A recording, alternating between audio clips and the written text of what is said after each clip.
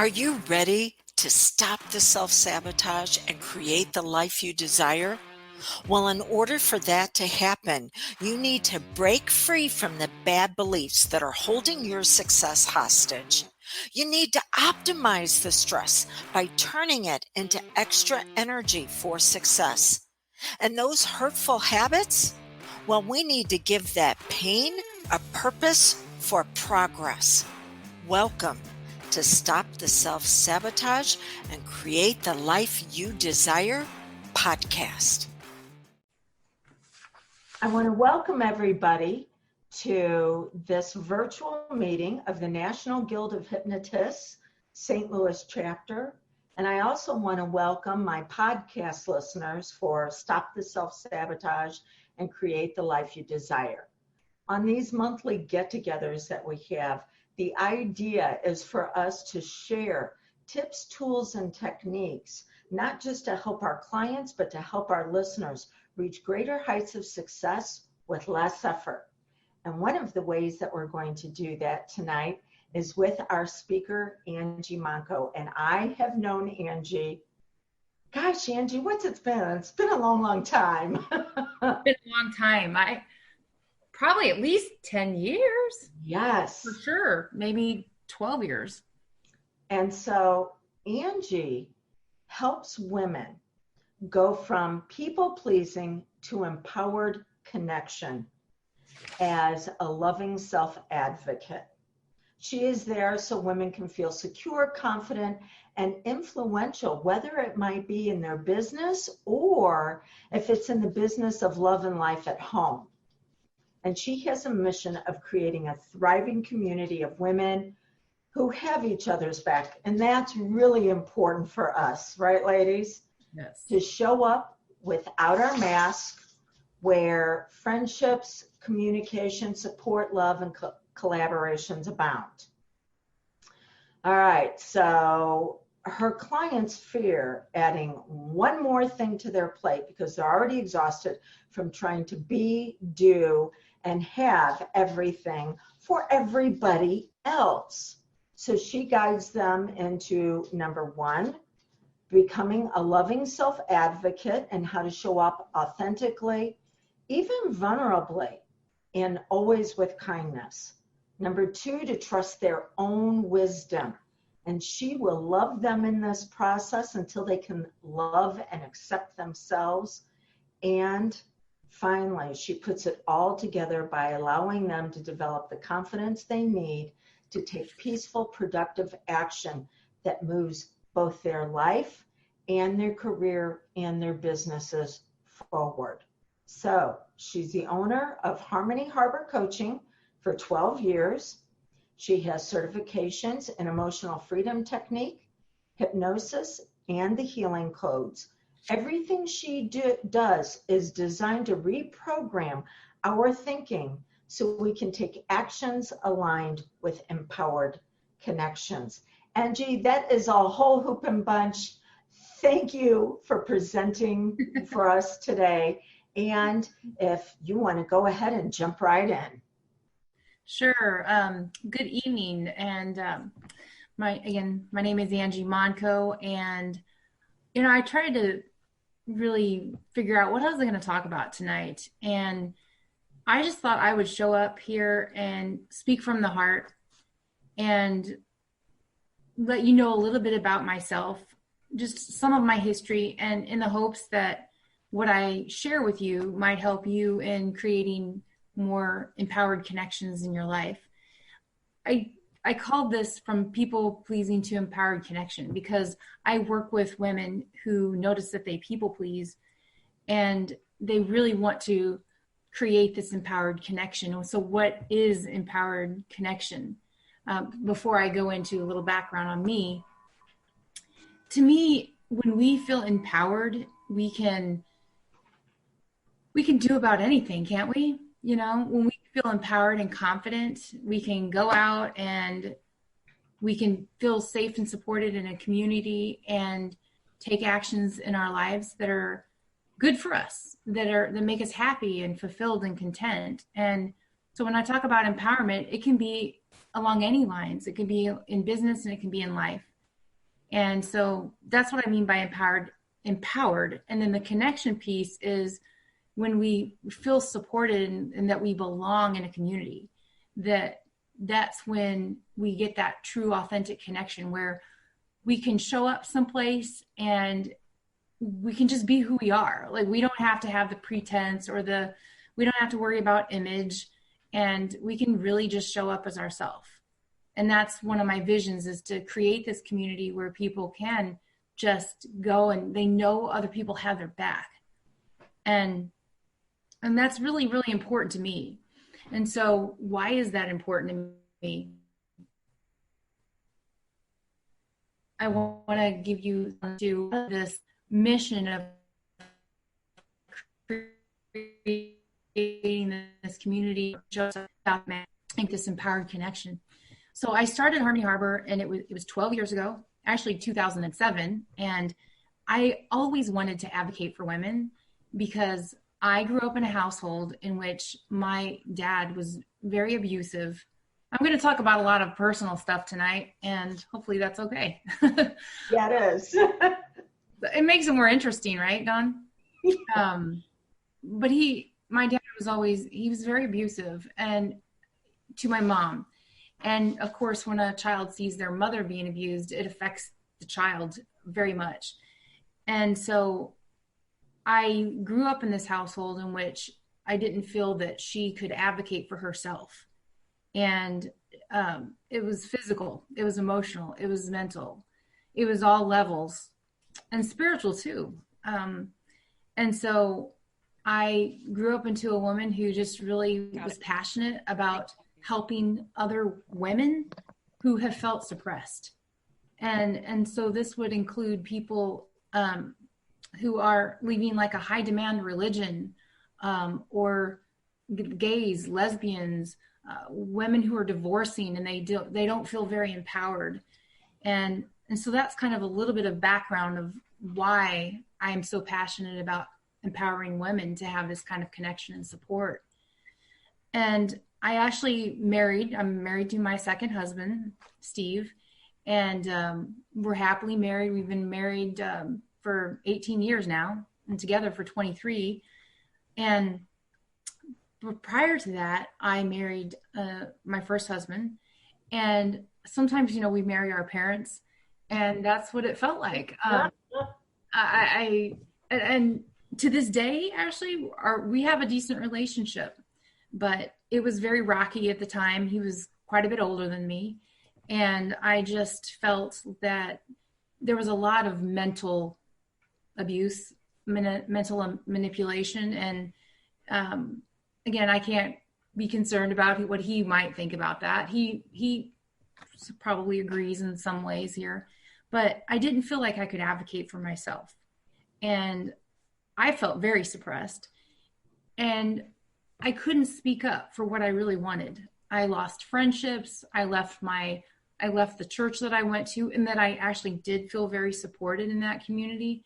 I ended up leaving, and really the reason for that was that I listened to a lot of the negativity that I was receiving from him.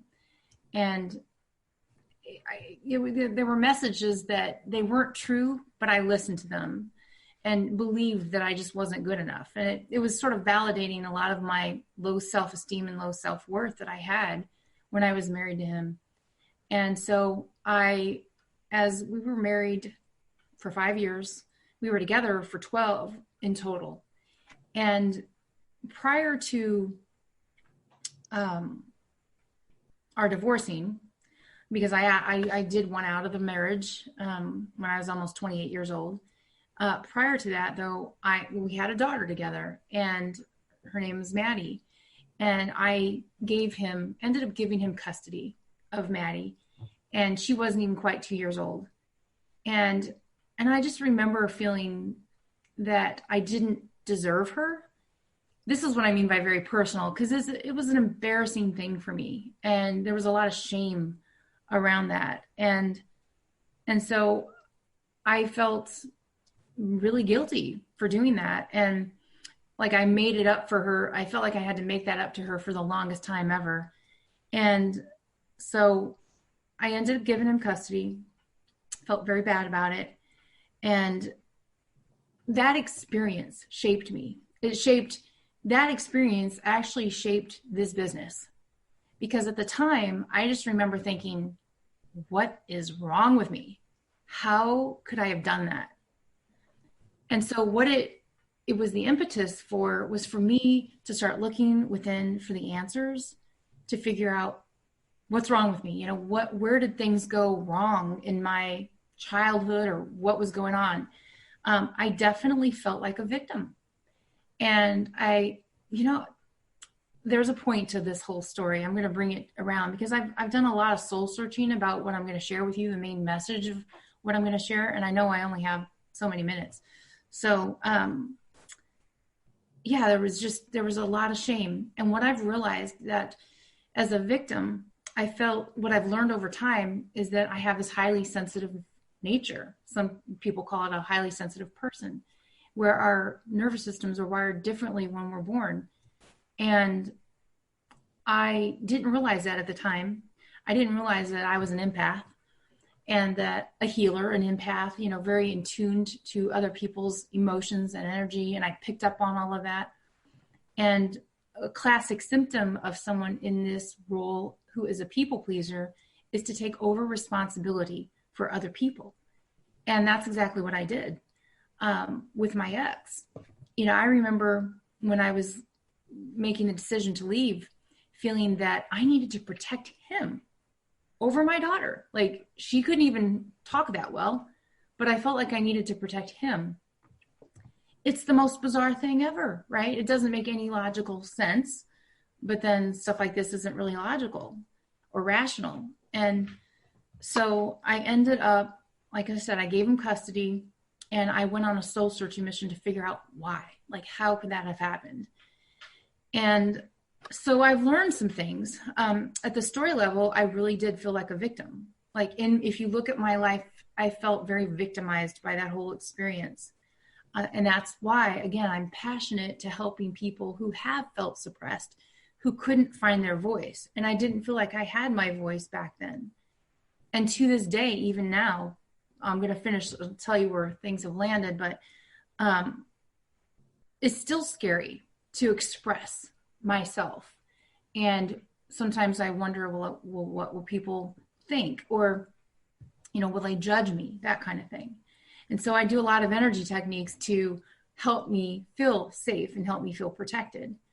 And so where this is all coming to a conclusion here is, what's the sweet spot? Okay.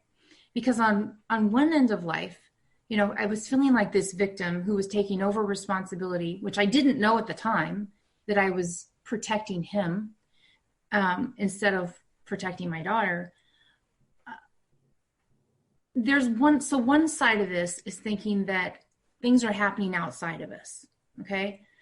And feeling like a victim to life and to whatever is happening outside of our own experience, our own inner world. So, the inner experience is our thoughts, our feelings, our body sensations. That's all very personal to whatever's going on in our mind and in our heart. And for me, I felt, like I said, I felt very victimized. And it's very easy. I hear about energy vampires. And I also know that energy vampires are people who kind of suck the energy out of others, okay?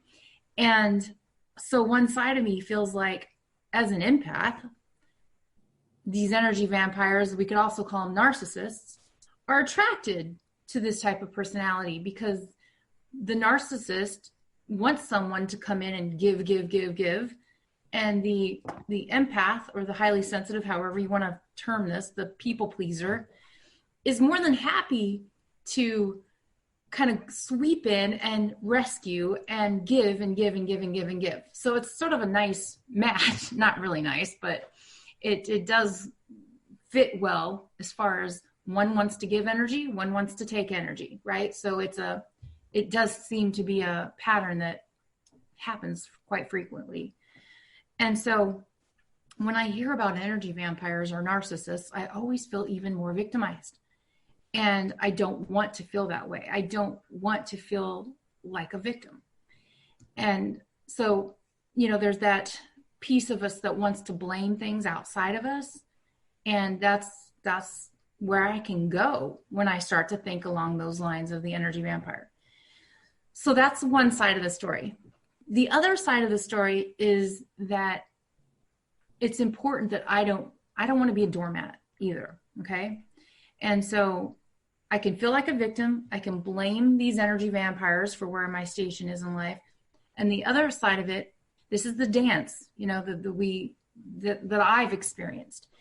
On the other side of it is feeling like, well, I want to stand up for myself. I want to speak up. I want to set a boundary for myself. And there's nothing wrong with that, right? We need to advocate for ourselves. That's what I call a loving self-advocate.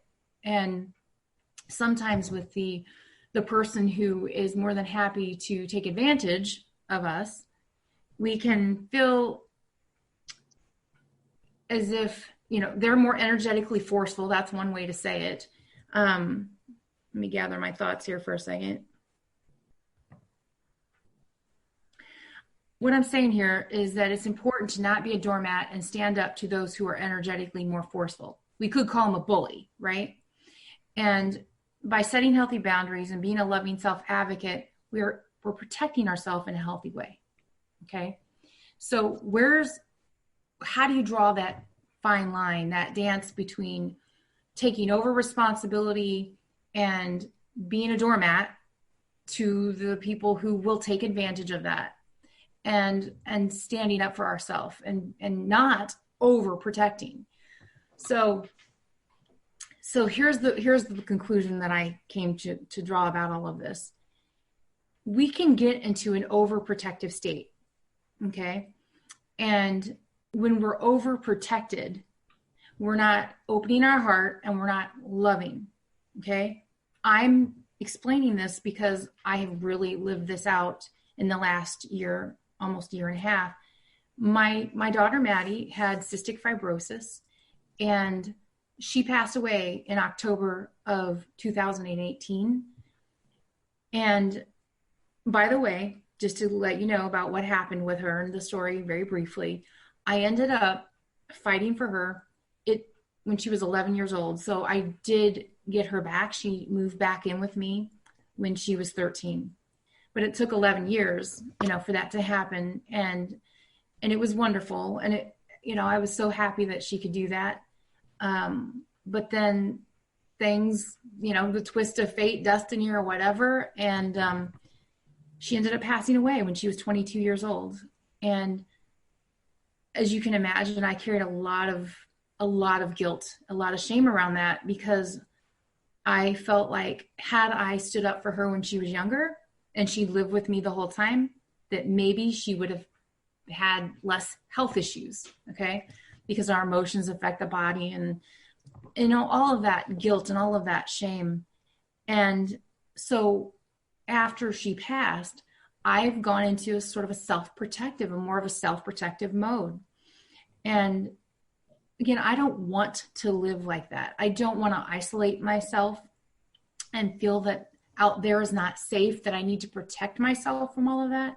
So this is the dance, it's like, how can I advocate for myself, and how can I set healthy boundaries for myself, but not be overly rigid in the boundaries? Because when we overprotect, that can almost look like a narcissist, right? Because we're so needing to protect ourselves that we become self-absorbed in a sense. And again, I don't want that to happen for me in my experience, but it can. Like I see it with people where we can isolate and self-protect and then make it all about ourselves. Because when we're in self-protection, we can't really be as giving and of service to other people. I hope this is making sense. So what I've concluded here, just to kind of wrap this up here, is that, there are healthy boundaries and there are unhealthy boundaries.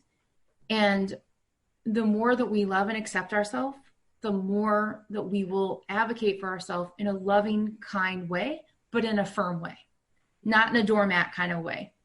And so not overprotecting our heart, but yet also having a healthy skinned boundary. So rigid boundaries equal overprotection. The thin skinned boundaries look like a doormat. So that middle ground of really advocating for myself, loving and accepting myself where I'm at. And that is what I call empowered connection. Empowered connection with myself first, and then with others. So to conclude, this last year has been very painful for me, and without Maddie, because we were very, very close and very connected, and I'm aware of it, and I'm still continuing to open my heart. Like doing this talk is a way of opening my heart despite outer circumstances. And I will also say that from a business standpoint, this last year, very strange. I have done very well with my business, income-wise and all of that, and one of my best years ever. And what's ironic is that I really didn't care. I really didn't try. And what was interesting is that my character created this story of some prosperity here in this last year with ease and grace. Because the other time that I did as well as I did this year, I was humping it. Like I was working my butt off, and it wasn't very much fun. And so this year I was relaxed. I didn't network at all, hardly at all. I quit my BNI group. And so it's been very interesting, the diversity, of how things have unfolded for me. So I think that's all for now. So I thank you so much for listening. And if you guys have any questions, be glad to take some. Yes, so if anyone, I muted everybody during the talk, so if you want to unmute yourself, if you have a question for Angie, because she has a couple more minutes she's going to be able to spend with us, and then she's got another group that she needs to be a part of. But so Angie, the one question I have for you would be, how would you help someone maybe utilizing hypnosis to be able to still be open, and yet, they're open for progress, but like you said, they're no longer a doormat. They're now also protecting themselves. What technique might you use to be able to assist them with that? There are all sorts of scripts that I think for empowerment, that help people to empower their self-esteem, to know that they're lovable and capable despite what's going on outside of them. And what I love about hypnosis is that it does start to reprogram our heart and our mind, our subconscious. I say the heart is like AKA subconscious. Right. And when we start to see ourselves through a different lens like that, everything changes. Like we start to feel worthy of receiving our good. And so hypnosis is a beautiful technique to really bypass that ego mind that says, that can analyze things to death and keep us stuck in a state of being a doormat. So hypnosis allows us to bypass that and really work on the area of our heart and mind, because that's what's driving so much of our results, probably 90% or more of our results and how we're showing up.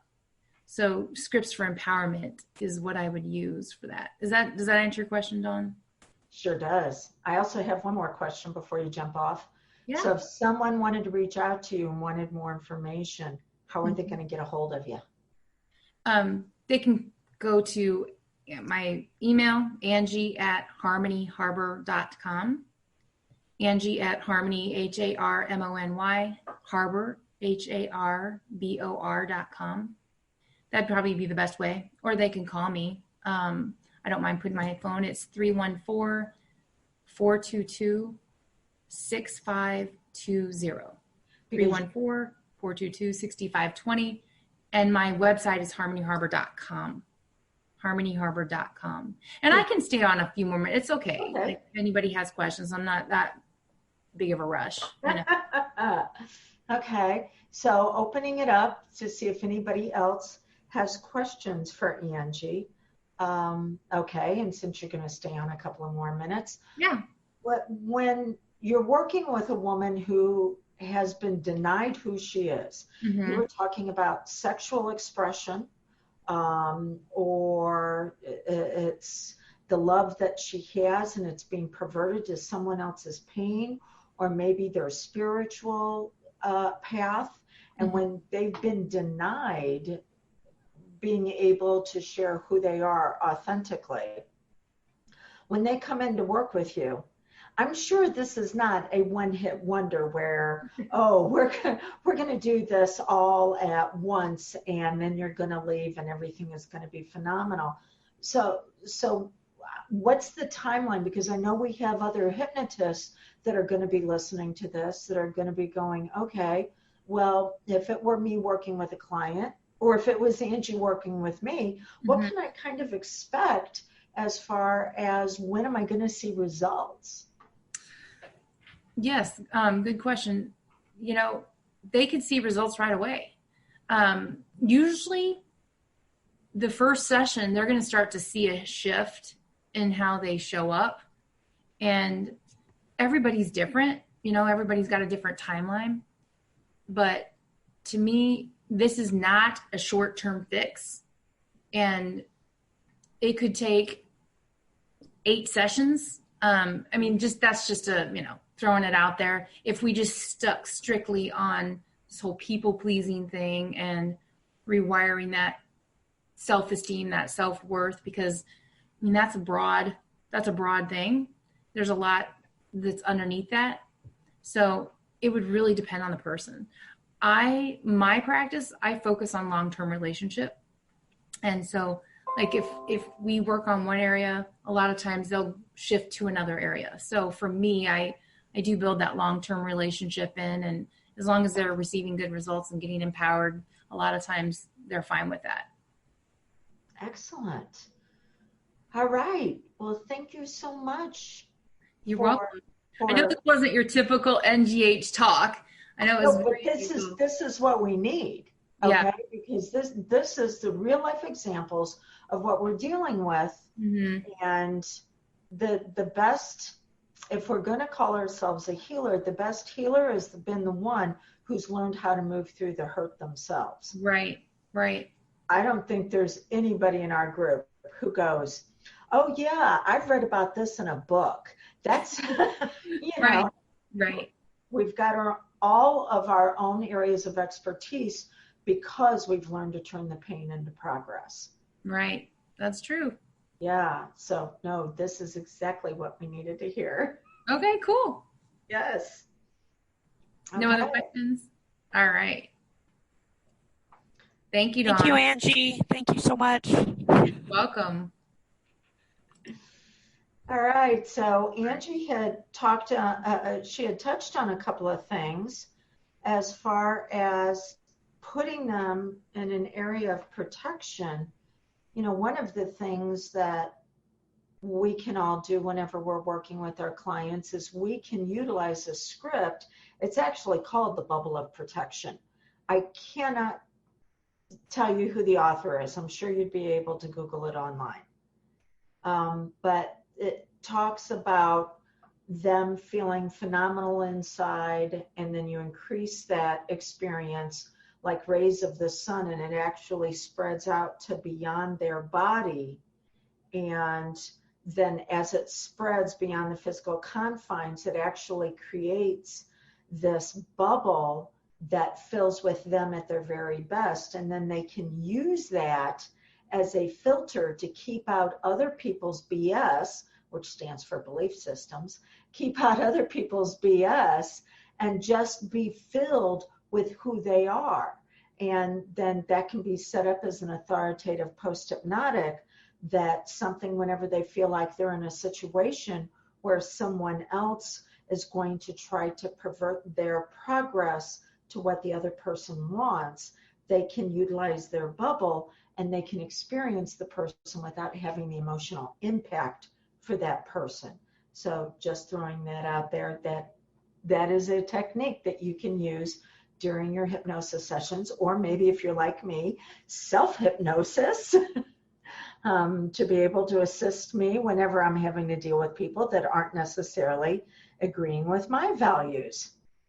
Okay, so this is the time now when we're going to open it up. We want to hear about what's going on in your life as far as what are you celebrating. If you have any questions about working with clients. I know I had another therapist who's also a hypnotist send in a question that I'm going to address. So I'm going to get it started off. And Rachel, it is so great to see you. It's so great to be here. We finally got it all working. Finally. So can you hear me all right? Yeah, sure can. Okay, perfect. There's my boyfriend Techie in the background.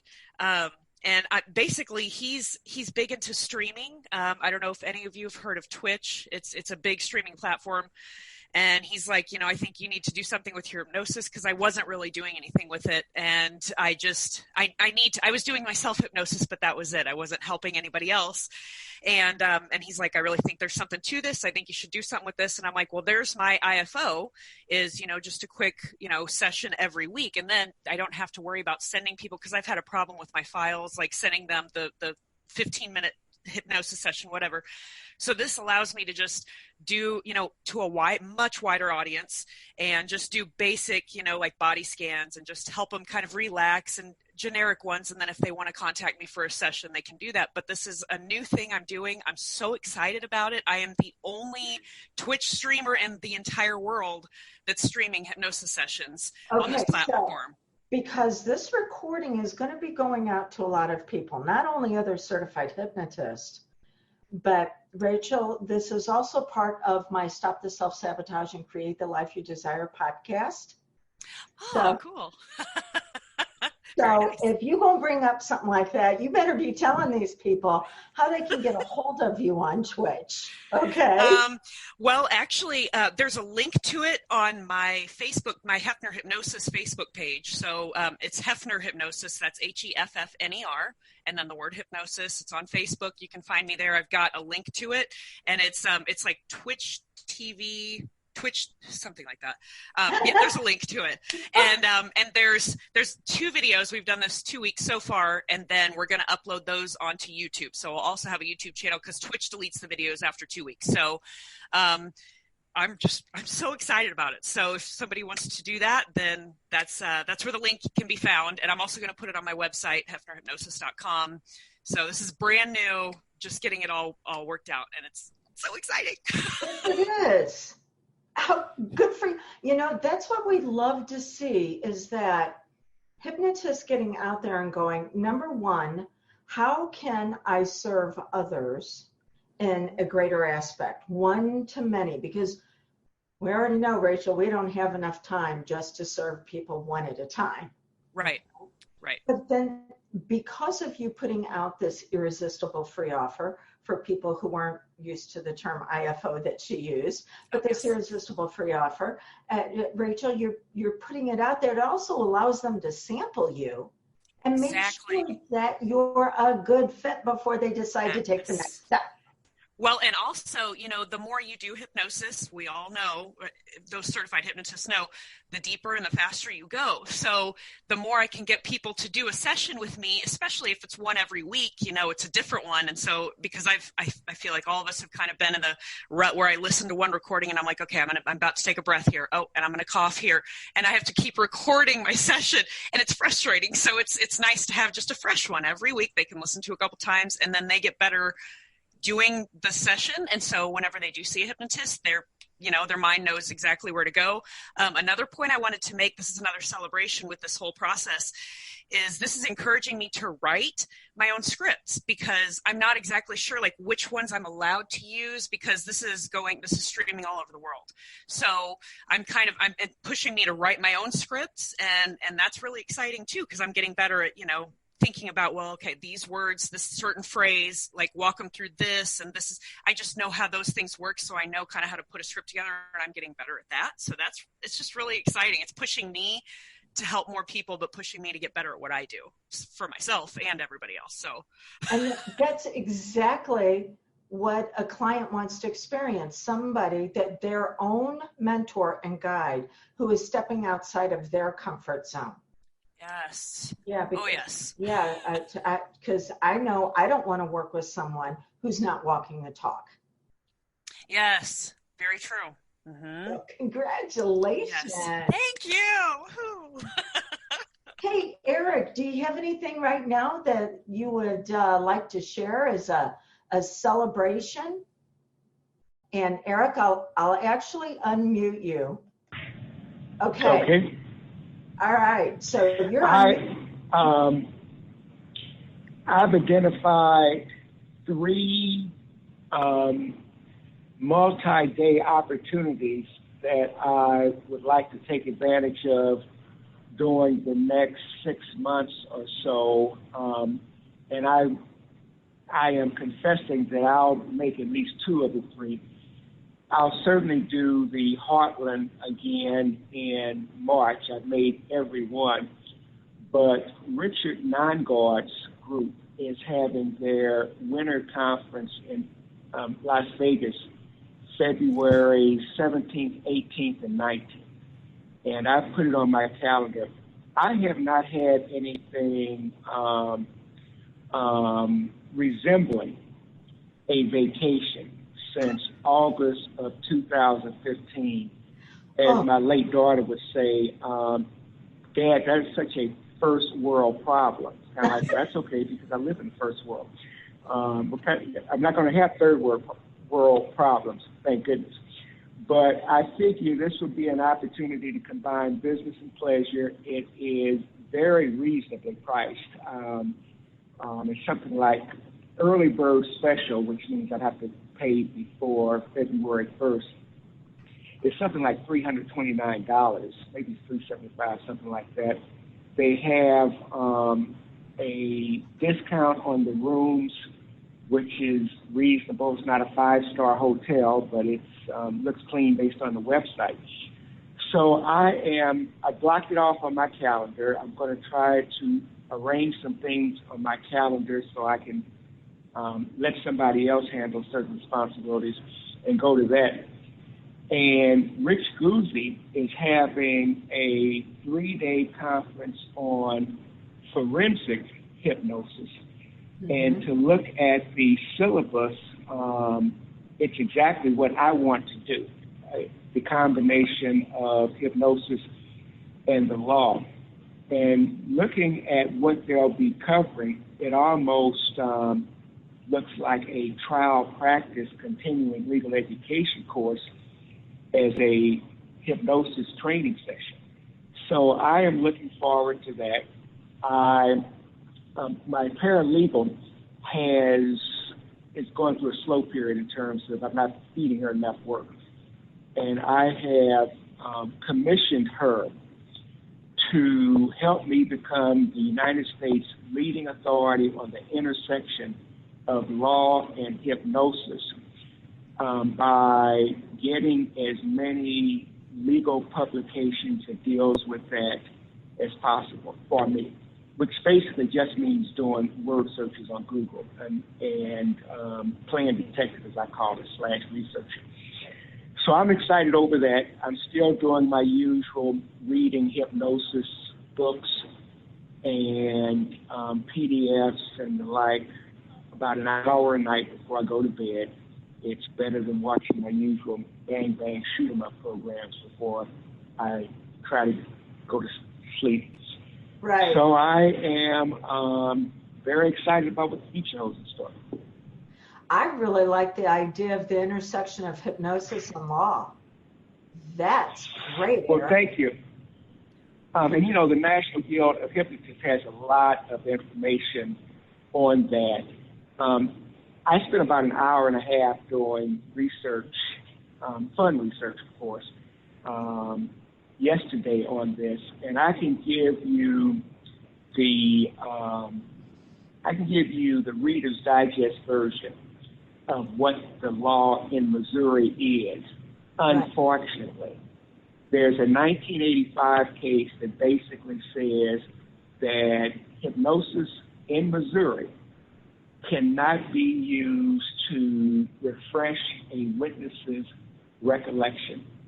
And of course, I disagree with. I mean, it took 45 minutes for me to find that, and I spent 45 minutes after that trying to disprove it. But the law is clear in Missouri.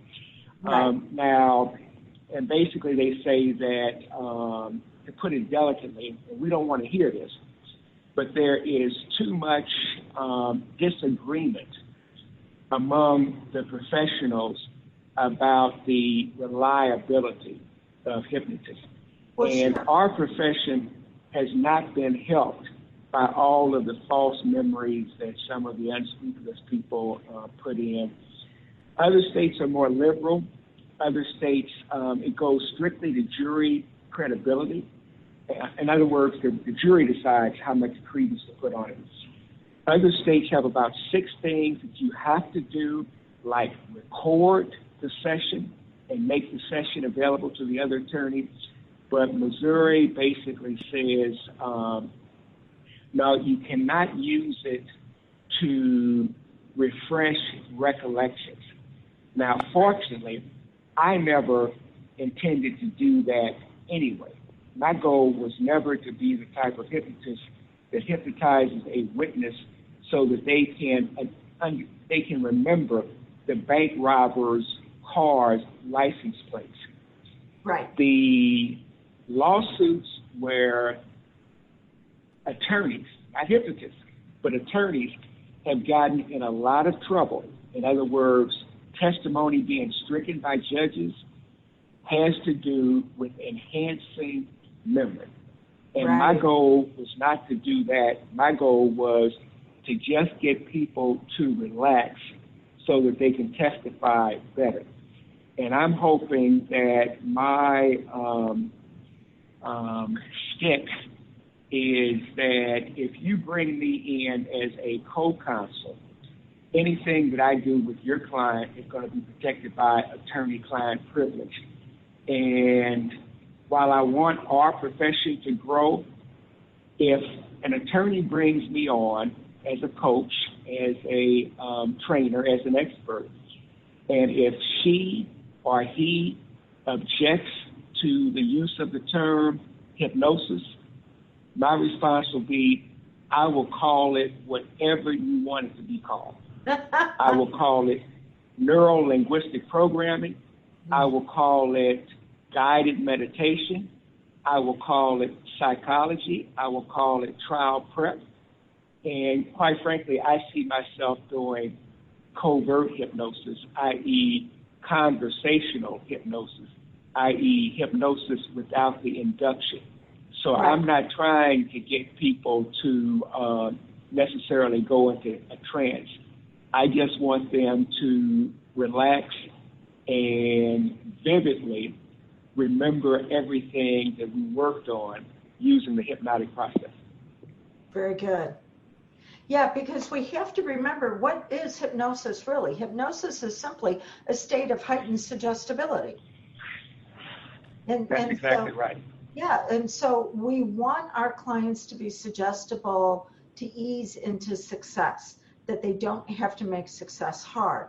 So whether it's working with Angie on the self-empowerment, or Rachel working with her clients, or you working with trial clients, we're all going for the same end result, which is we don't have to make life so flipping hard to be able to get the results that we want. And that when we are true to ourselves, when we turn on our brilliance, it makes it easier for us as well as everybody else. So good job, Eric. Yeah. Thank you. So the celebration that I'm going to share is that I will be one of the presenters at the National Guild of Hypnotists conference in August. And I will be putting on a class called From Wounded to Wealth, the 3-step hypnosis system to achieve rapid results for your clients. So going to be teaching you a very simple 3-step process to go from pain to progress. Okay. Now we're going to move into talking a little bit about whenever you experience a challenge with a client.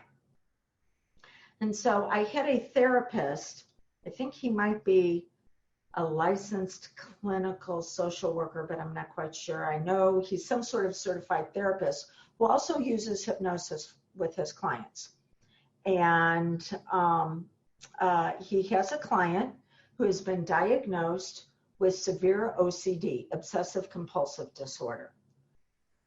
We know that one of the techniques we can utilize in hypnosis is taking someone back to the origination of the imprint. And the imprint is simply the habit and pattern that's being run.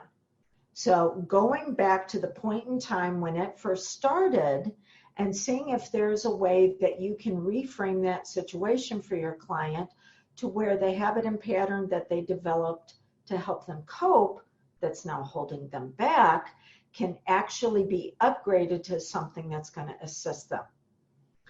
This therapist's question was, he had hypnotized his client twice.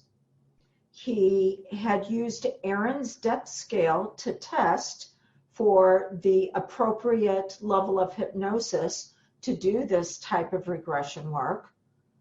And yet, whenever he asked the client to go back to the time when that problem first started, the client didn't have anywhere to go. Nothing came back. And so the therapist was asking my input as far as, what's up? Okay, well, I'm going to share 3 different possibilities. The first one would come from a retired Texas Ranger who actually started the use of hypnosis in the state of Texas in criminal investigations. I believe it's Mr. Howell, or retired Detective Howell. And he reminds us the mind cannot recall what it did not experience. So it could be that our therapist is thinking that there's one point that this habit and pattern started, and there's not. There's multiple points where it came about. And so we can't take a client back to, well, when did this start, if it was something that developed over time. So you've got that to consider. Then we have psychologist Dr. Yepko. No, excuse me, I believe he's a psychiatrist, Dr. Yepko, who is phenomenal as far as his investigating using hypnosis for rapid results with clients who have diagnosed conditions. And he says that if a client experiences what's known as hypnotic phenomena, which is their internal experience during the session, if they are of what's known as amnesia prone has a tendency to forget things because remembering them hurts. So if you're dealing with an amnesia prone client, you're not going to be able to take them back to the original imprint because it hurts too much. And we know the mind will move into protection, even if it's in a dysfunctional way. The last piece is what I'm going to cover, which is what I have discovered, is that sometimes clients are going, I don't want to go back to the past. I just want to know how to move forward. Give me some progress. What am I supposed to do with this habit and pattern? If I can't get rid of it, it's not believable for me to release it right away. How can I begin to use it to where it's actually going to benefit me? And that really requires us to be a high-level hypnotist to look at a bad habit like OCD and say, okay, what is it about this habit that actually holds seeds of magnificence, and how can we turn it on for our client and being able to guide them that way. So my recommendation for the therapist was to ask questions in the next session. So set up ideomotor response. And for those listening who are not familiar with ideomotor response, it is the ability to answer questions in a hypnotic state using signals, just raising the finger, like yes is raising the index finger, no is raising the pinky finger, I'm not sure, or I do not want to share, raising the thumb. And then asking a series of questions such as, has this habit done something to help protect you? Now, if the answer is yes, you would go along with the lines of course, your mind's only going to do things that are going to protect you. But now, does your powerful mind understand this habit is no longer protecting you, it's causing you pain? And is it willing to release this pain for progress? And getting compliance on these questions, actually using pyramiding. Ask the easy questions first, then lead into the more complex. If the answer is no, I am not using this habit for protection, then you answer back, well, of course not. Your mind would never do anything to hold you back. So that way it'll be easy to begin to release this unwanted, unneeded way of responding, because what may have been needed once in our life is no longer needed now. And then move into some sort of progression where the symptoms are minimized, but what they're getting out of the symptoms, how, as I said, that seeds of magnificence and brilliance, how those can be planted now to actually bring that person out at their very best. So I'm going to open it up and see if anybody else has any suggestions on what you would give that therapist as far as how to handle this client. Or might you have any questions on what I recommended that the therapist do? Okay. I thought you were quite thorough. So I agree. So now opening it up, what questions or comments might you have on working with a client, working with a certain area or challenge, questions about your own practice for yourself, or maybe getting the word out there on building your business? What do you think you need to know to optimize this experience tonight?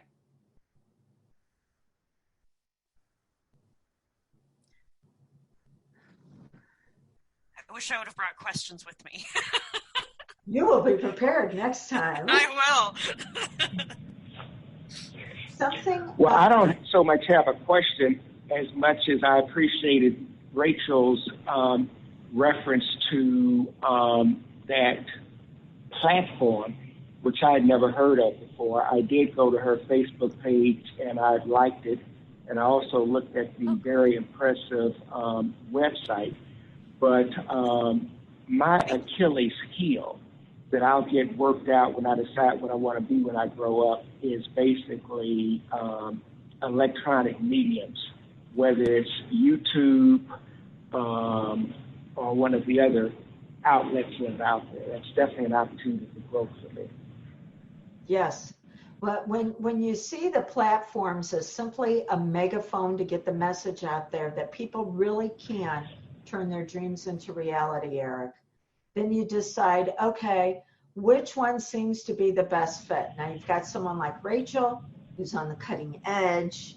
Yes. And then you got me, a little bit older, a little bit more, okay, how easy is this going to be for me to learn? And so that you just look at it as a megaphone, and is it one that you want to be able to use to get your message out there? I agree.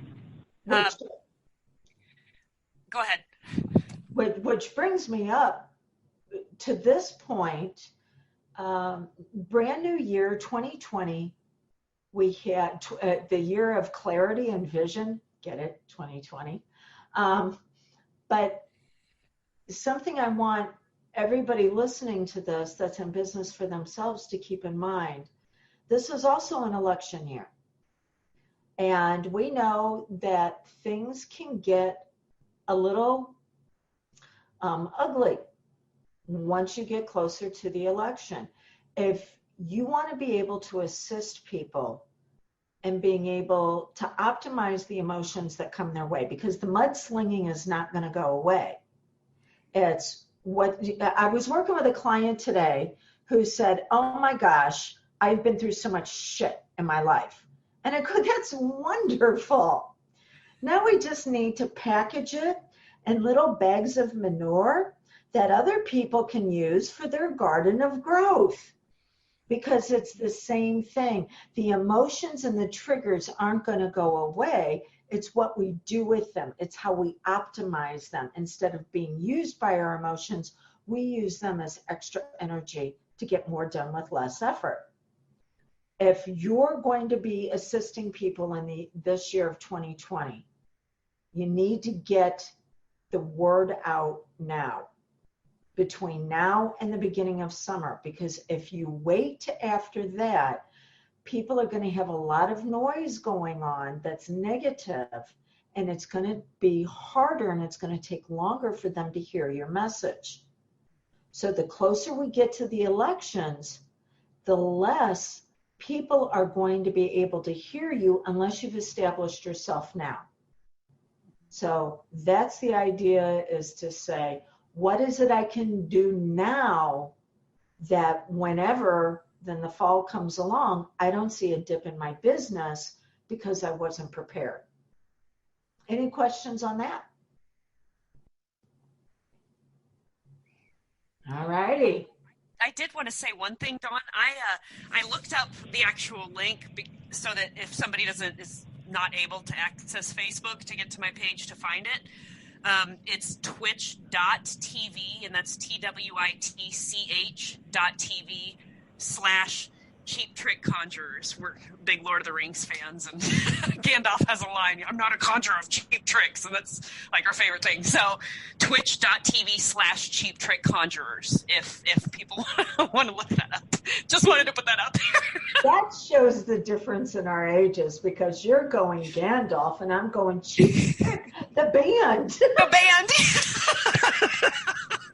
Yeah, not the band.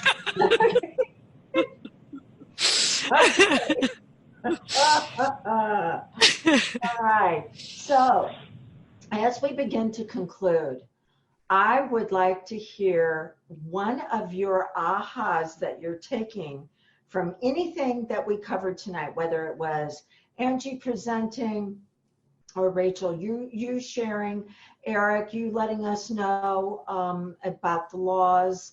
So anything that you took on tonight that you're like, you know what, I want to be able to use this, focus on it, and allow it to support me over the coming days and weeks until we get together again.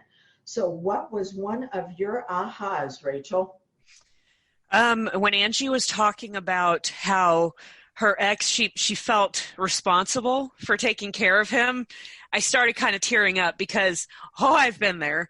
I had an ex, we broke up actually a year ago this month, and we were together 9 years, and it took a lot of, my current boyfriend being like, okay, separate. You're not a mother. You're not his mother. You don't have to hold him by the hand. And it's, with her saying that for so long, I felt like, well, why can't I just figure this out? Why am I the only one? I'm not the only one. And she's like, I realized I'm an empath. And a lot of things that she said absolutely resonated with me. And I kept getting all teary eyed, and I was like, Rachel, stop. Like, it's nice to feel like not the only one. And even that small little realization can make a huge difference, just because, like she was saying, we tend to be stuck in or get down on ourselves, or, I can't remember how she put it, but it's like, I do that a lot because I feel like, I'm the only one who has this kind of thought. I'm not. And I feel like a lot of us, I feel like that message needs to be shared even louder, because a lot of people feel like, oh, I'm the only one who thinks this. And then they diminish themselves because of that. And it's like, that's a human experience. So I don't know. I felt, I hope she watches this again and can see this, but she made me tear up. And thank you, Angie, for saying the things that you did, because it meant a lot to me. So thank you. Excellent. Eric, what is one of your ahas from tonight? Well, that I have a long way to go to stop being an analog person in a digital age, and I'm committed to up my game in that regard. Eric, I love to hear that, because we can use you out on the digital platforms, okay? Okay. I have to remind myself that perfection is the enemy of good. I don't need to go into a studio to do this. I can start off with my home camcorder and just delete the bad stuff as I produce better and better, technically superior product. There you go. And you just gave me my aha. Perfection is the enemy of good. I like there we that. Go. Yes. All right. Thank you so much for joining us tonight. And I look forward to seeing all of you again at our next virtual meeting, okay? Thank you so much. By the way, Eric, if you come to Las Vegas, I live in Las Vegas. So if you come for I'm not doing the Solid Gold weekend, but if you do come, I would love to meet up and, have a drink or a meal or something. So just try to contact me. Sounds like a plan. Perfect. Excellent. Okay, everybody. Have a great rest of your evening. You too. Thank you so much. Hello, Drew. And thanks for facilitating this. Yes, thank you. Bye. Bye.